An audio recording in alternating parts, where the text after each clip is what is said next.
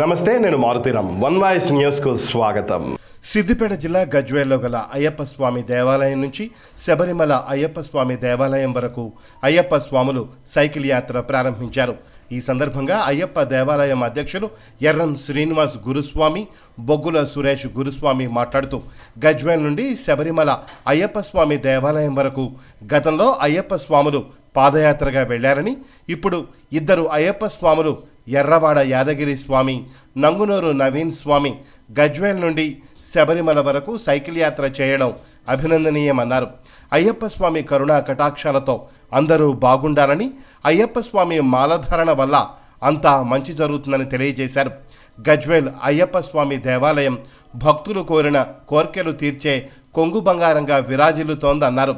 ఈ కార్యక్రమంలో అయ్యప్ప స్వామి దేవాలయం పూజారులు జితేంద్ర శర్మ, రాజేష్ శర్మ, అయ్యప్ప స్వామి దేవాలయం కమిటీ ఉపాధ్యక్షులు దుర్గం స్వామి, ప్రధాన కార్యదర్శి రవీందర్ స్వామి, అయ్యప్ప స్వాములు, భక్తులు తదితరులు పాల్గొన్నారు.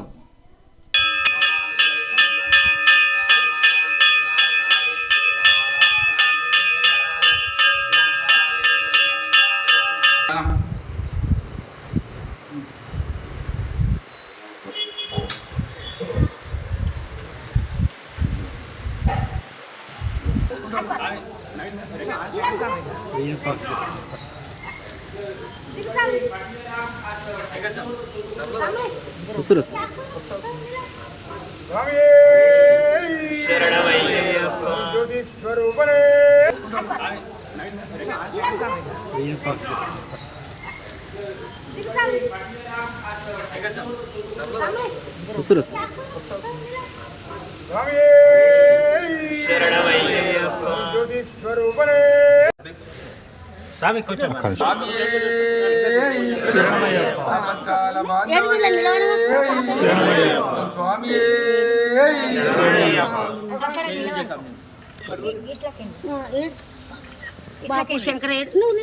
మన గజ్వేల్ అయ్యప్ప స్వామి దేవాలయం నుండి సైకిల్ యాత్రగా మన ఎర్రవాడ యాదగిరి స్వామి మరియు నంగునూరు నవీన్ స్వామి ఇరువురు కలిసి కూడా ఆ స్వామి వద్దకు సైకిల్ యాత్రతో ప్రయాణమవుతున్నారు.